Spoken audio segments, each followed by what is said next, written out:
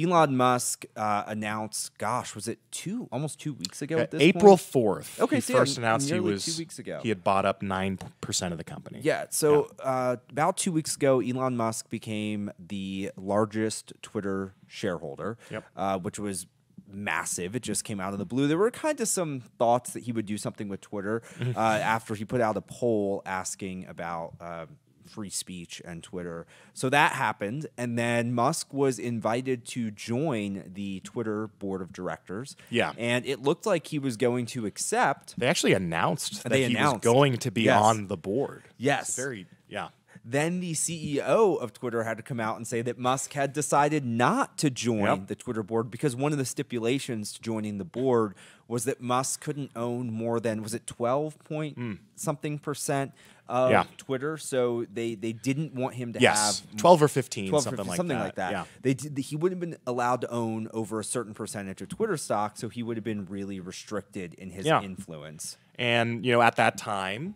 he issued an SEC filing, basically reserving his right to buy up more shares if he wanted to. But at the time, he was saying, but I don't really want to.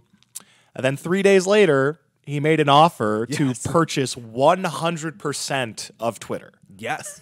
At a price premium, like a 20% premium. Yeah, about over, 20. Yeah, it's like $54 a share, and Twitter trades at 30-something a share. Yeah, and like that. so it would have been very enticing to all the Twitter shareholders and the board members because, I mean, when can you ever get an instant 20% return on investment, right? It would have been enticing if not for the fact that Elon Musk is not going to run Twitter like some sort of, left-wing propaganda site. Absolutely. Yeah, so they didn't like this offer. Yep. I totally think it's ideology driven. Because leading up to this, Musk had been saying a lot about, free speech is so important. We need more free speech on this platform specifically before he even bought up the 9% of Twitter that he initially bought. And so, everybody on the left knows if Musk is successful, if he takes over Twitter, that will be the platform where we finally kind of have that open public square for debate where, everything, we've been complaining for a long time about how Facebook censors conservatives, about how Twitter censors conservatives. And it's not even conservatives. They just censor anyone that doesn't toe a certain far left political line. Yeah. Plenty of liberals are getting censored too because they're starting to realize that their party is absolutely insane. But yeah, and the Twitter board very much is in the exact opposite camp of that. They believe that misinformation is dangerous. Misinformation about the 2020 election.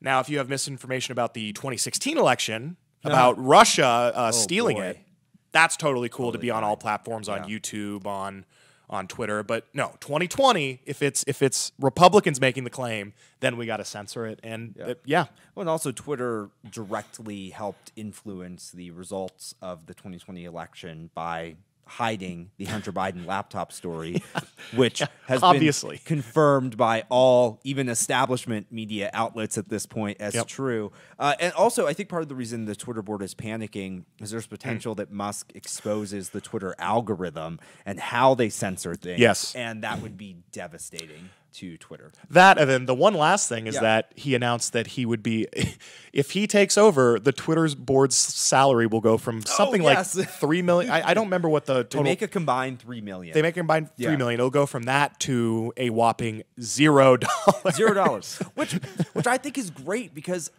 if you're going to be on a board, you should be on it for the right reasons, right? Like there's no economic incentive for you to make certain decisions. Like, you're just on the board strictly to advise. Well, so I like the idea of it. For a lot of those guys, and I saw this pointed out by some, people in the know on Twitter, that's just a really high-profile, part-time, really well-paying gig.